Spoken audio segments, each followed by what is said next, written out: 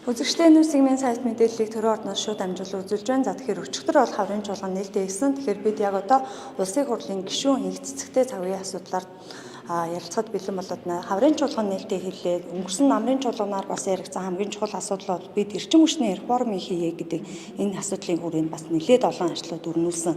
Үргэлжлүүлээд хаврын чуулганаар эрчим хүчний асуудалд нэлээд анхаарал тавьж ажиллана гэдгийг бол өчигдөр улсын хурлын дарга чуулганы нэгдсэн хуралдаан дээрээс бас мэдгдсэн байгаа. Тэгэхээр таны хувьд энэ ажлын хэсгийг ахалж байгаа хувьд ер нь энэ Монгол улс эрчим хүчний тал дээрээ яаж анхаарч байна? Бид одоо ямар хуулийн төсөл дээр ажиллаж байна? Ямар төсөл хөтөлбөрүүдээ урагшлуулах гэж зорж байна гэдэг тал дээр бас мэдээлэл өгөө.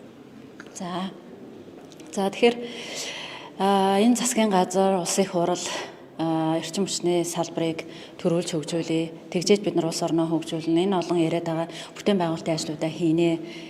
Тийм учраас эрчим хүчний салбарт реформ хийе гэсэн юм зорилтыг тавьсан. Тэгэхээр энэ реформын хүрээнд бол энэ салбарт олон ажлуудыг хийж хэрэгжүүлэх шаардлагатай байгаа. За түүний нэг бол эрчим хүчний салбарын хууль эрх зүйн орчныг сайжруулах юм заашгүй шаардлагатай. За тийм учраас улсын хурлын даргын захирамжаар эрчим хүчний хуулиудыг шинжлэх ажлын хэсэг байгуулагдсан. За тэгээд ажлын хэсэг маань 10 сараас хойш бол одоо эрчим хүчний хуулийн шинжилтэн дээр үл ажиллаж байна. За тэгээд сая одоо чуулганы нээлтэн дээр улсын хурлын дарга мэдгдсэн. За юу гэхээр бид нар одоо байгаа хуулийн үр дагаврын үнэлгээ за мөн одоо бусад орны хуулиудын тандан судалгаа хийснийхаа үр дүнд ямар одоо нэлээд олон энэ өөрчлөлтүүдийг хийх юм байна гэсэн дүгнэлтэнд хүрчээд байгаа. Тэгэхээр за нэгдүгüүрт нь болохоор одоо байгаа эрчим хүчний хууль маань ерөнхийдөө маш товчхон буюу маш ерөнхий за төрийн байгууллагын эрх үүрэг тусгай зөвшөөрөл үн тариф гэх юм 6 бүлэгтэй нэг 18% хуцтай ийм хууль байдаг. Тэгээ ийм хэд ерөнхий байснаасаа яаж яана гэхээр яг бодит байдалд энэ хууль маань бол дулааны салбар, цахилгааны салбар гэдэг хоёр том одоо ийм цахилгаан одоо салбарын харилцааг орцох талуудын хоорондын харилцааг зохицуулдаг. За тэгэхээр хууль нь ийм ерөнхий болохоор яаж яана гэхээр энэ одоо том хоёр салбар маань бол харилцаагаа журмуудаар зохицуулж байна. Нийтдээ бид нар одоо тандан судалгааны хүрээнд энэ хоёр салбарт байгаа бүх одоо журмуудыг татаж авч судалсан. За тэгэхээр энэ судалгаатаа бол бид нар тодорхой шалгуур үзүүлэлт гаргаж үзээд нэг бүрчлэн одоо судлаад хуулиас авсан журам нь хаана ямар байгаа нь тий. За хүний эрх зөрчсөн журам нь ямар байгаа. За хууль руу сууж өгөх заалт нь юу гэх мэтлэнгээр ингээд 800 гаруй журмаар харилцаагаа зохицуулж байгаа байхгүй юу.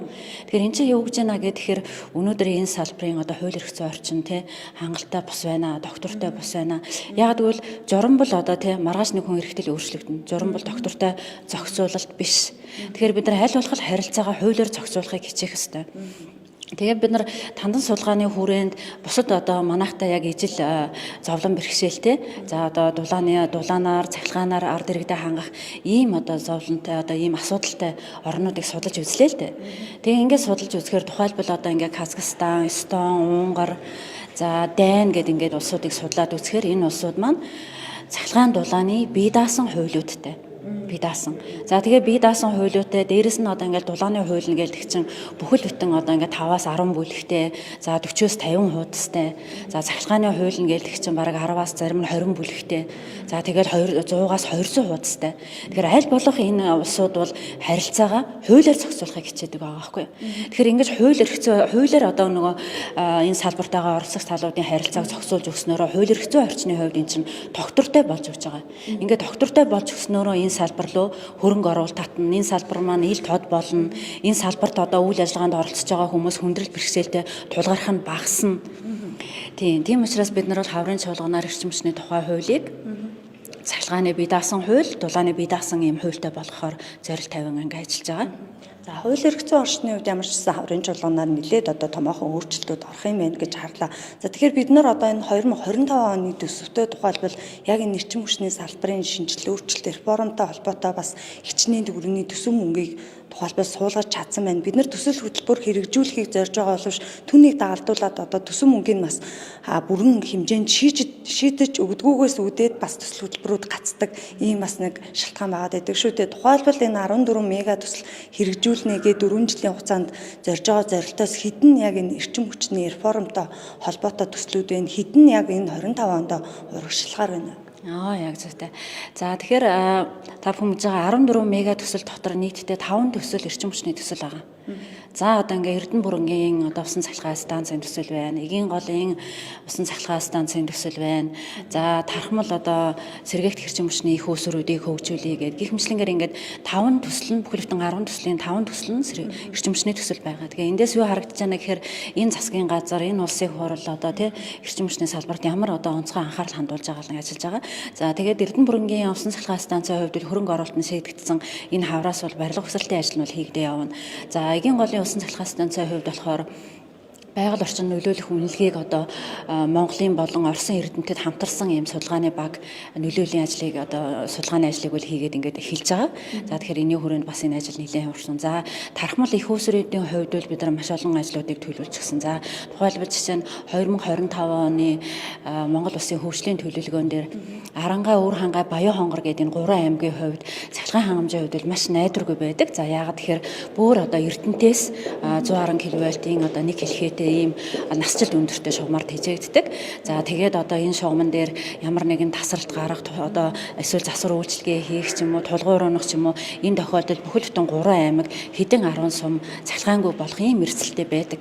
За тийм учраас Монгол Улсын 25 оны төлөвлөгөөн дээр энэ 3 аймгийн хувьд 10 мегаваттын нарны цахилгаан станц, 20 мегаватт цагийн батарей суйрлуулах ийм одоо төр хувийн хэвшлийн хамтарсан ийм төсөл хэрэгжүүлэхээр суусан байгаа.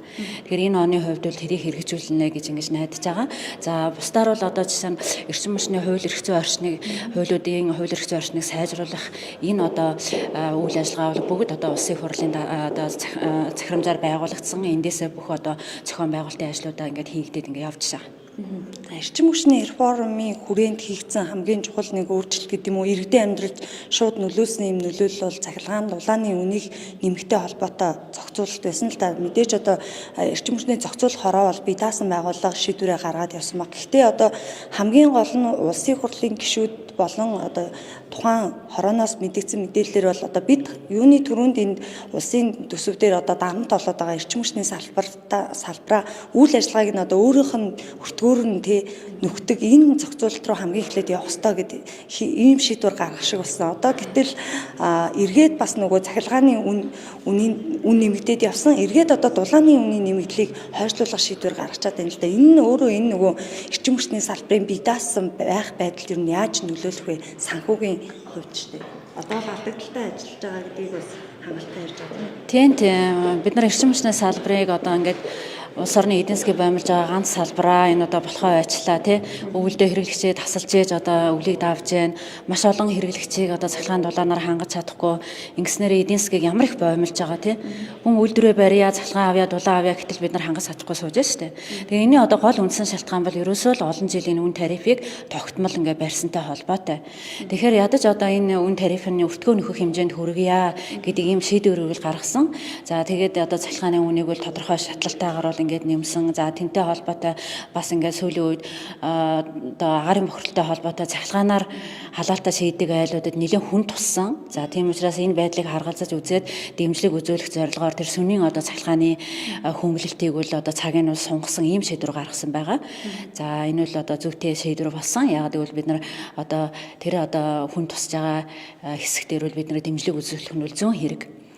За ингээд үүний дараагийн нэг асуудал бол юу байсан бэ гэхээр дулааны одоо тарифын асуудал байсан. За тэгэхээр дулааны тариф бол бас л адилхан одоо бодит өртгөөс хэд дахин одоо бага ийм өртөгтэй явж байгаа. Тэгэхээр энэ нь бас л энэ салбарыг одоо эдийн засгийн хувьд бие даасан байдлыг хангахгүй байдалтай байгаа. Тэгэхээр энийг бас одоо 5 сард бид нар энэ дулааны одоо үн тарифыг нэмэгдүүлэхээр одоо шийдвэр ер нь бол гарцсан байсан. Зохицуулах газрын шийдвэр. За тэгээ сая одоо бас засгийн газраас ерөнхийдөө энэ хэрэглэгчид очиж байгаа тэгээ нөлөөллөөс болоод энэ шийдвэрийг бол хойшлуулж байна. Тэр хугацаагаар хойшлуулж байна гэж ойлгож байгаа. Мэдээж энэ нь бол энэ салбарын бас л хөгжилд бол одоо саад дотор учруулна. Тэгээ нэгэнд бид нар хараа ингээд нөгөө нэг талдаа тарифын нэмэхгүй л байгаа бол энэ салбарыг хөгжих боломжоор хангаж тэр одоо нөгөө дэмжлэг тусалж байгаа бол одоо татаасаа төрөөс өгөөд явахаас л өөр аргагүй байлд орж байгаа. Тийм. Яг одоо эрчим хүчний салбарт бол гадны хөрөнгө оруулалт маш нэн чухал байгаа шүү дээ. Гэтэл одоо энэ төрөөс татаас өгдөг гэдэг юм уу ийм байдалтай нөгөө яг үндсэн үйлдвэрлэлийн өртгөө нөхөж чаддаггүй энэ салбар руу яг бодит байдал дээр хөрөнгө оруулалт оруулах тийм сонирхол ер нь хэр байх болов? Тийм яг зүйтэй. Ер нь бол айгүй одоо цаашаа зөв хөгжөөл гэж байгаа ийшээ төр хувийн хвшил ер нь бол хувийн хвшлийг оруулах хэрэгтэй байхгүй юу. Дээрээс нь одоо хөрөнгө оруулалт татах хэрэгтэй. За тэгтэл одоо яалтж байхгүй ингээд үн тарифын ингээд тогтмол барьчихсан маш хэмжээний алдагдaltaй. Дээрээс нь ингээд төрөөс татаас авдаг. Тэгэхээр энэ салбар руу хинч одоо тий хөрөнгө оруулалт хийхгүй. Тийм учраас л бид нар энэ салбарыг төрүүлж хөгжүүлье. Нэг зөв замд нь оруулъя. Нөгөө эрчим алдсан эрчим хүчний салбарыг эрүүл болгоё гэж хамгийн анхны цуулган дээр ерөнхий сайд одоо үгэндээ хэлжсэн шүү дээ. Тэгэхээр энэ зорилттой хүрэхийн тулд бид нар уул нь энэ салбарын ингээл үн тарифын асуудлыг цэгцлээл тэгэл ямар ч байсан хөрөнгө оруулалт татдаг тийм салбар болгох хэрэгтэй байхгүй юу? Тийм. За одоо энэ хорийн чуулганы эхэндээс одоо энэ 25 оныхаа төсвийг Монгол улсаас одоо тодтогох хэсэг асуудал бас олонний анхааралд байна л да. Тэгэхээр таны хувьд ер нь одоо төсвөө тодтогох ёстой гэж үзэж гин үү? Ямар нэгэн эрсдэл үүсэж гин гэж харж гин үү? Юу гэж харж байна? Тийм, ерөнхийдөө төсөв дээр бол одоо төсвийн асуудлыг хариуцсан тусгайлан бүхэл бүтэн яам байгаа шүү дээ, тий.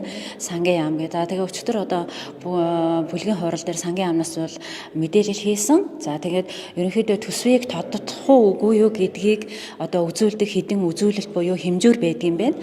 Тэгэхээр тэр хэмжүүрээрээ хэмжиж үзэхэд яг одоогийн байдлаар бол өөрөөр хэлбэл одоо энэ 3 сарын 15-ны байдлаар бол яг одоо төсвийг тодтохно гэсэн тийм дүгнэлтэнд хүрэх хараахан болоогүй байна. Энэ үзүүлэлтүүдэд хараад гэсэн одоо мэдээлэл хийсэн байгаа. Тэгэхээр бидний хувьд бол ер нь бол мэрэгчлэлтнийхээ үгэнд бол итгэх ёстой, мэрэгчлэлтэндээ л итгэж найдаж тэдний яг л эн чинь маш их судалгаа тооцооны үндсэн дээр ийм одоо дүгнэлт гараа явж байгаа. Улсын хурлын гишүүн гэдэг бол ард түмний төлөөлөл илчих гэж хэлдэг тийм ээ. Тэгэхээр ер нь сая намрын чуулган завсарсан хугацаанд иргэд сонгогчтой иргэдийн бодит амьдралын ер нь чанар ер нь ямар байна гэж дүгнэж байна. Макро эдийн засгийн үзүүлэлтүүд өсөд байгаа хэдий ч иргэдийн амьдрал одоо төдийлөн сайжрахгүй гэдэг юм уу? Цалин хөлс нь одоо инфляцтэй дэгдээд байгаа бас иргэд нэлийн бухимдалтай байх шиг байна л да. Дундаж давхруу бас үүнийг дагаад бас нэмгэрж байна гэдгийг судлаачид хэлээд. Тийм. Ер нь бол судлаачдын хэлж байгаа бол бас маш одоо үнэтэй, үн цэнтэй дүгнэлттэй. Яалчгүй саяны одоо ингээд нөгөө цахилгааны үнийн өсөлттэй холбоотой.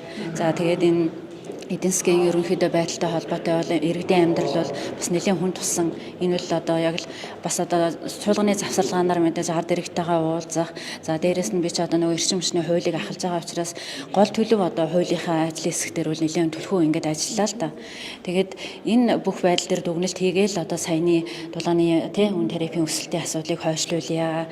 За бусад ер нь өсөлтүүдийг бол одоо хийхгүй гэсэн ийм шийдвэрийг бол засгийн газраас бол гаргаад байна гэж үзэж байгаа. За баярлалаа. За баярлалаа. За зөвштэй нүүсийг минь сая төр орноос мэдээллийг шууд амжуулан үзүүллээ. Бид улсын хурлын гишүүн инх цэцэгтэй цаг үеийн асуудлаар ярилцлаа.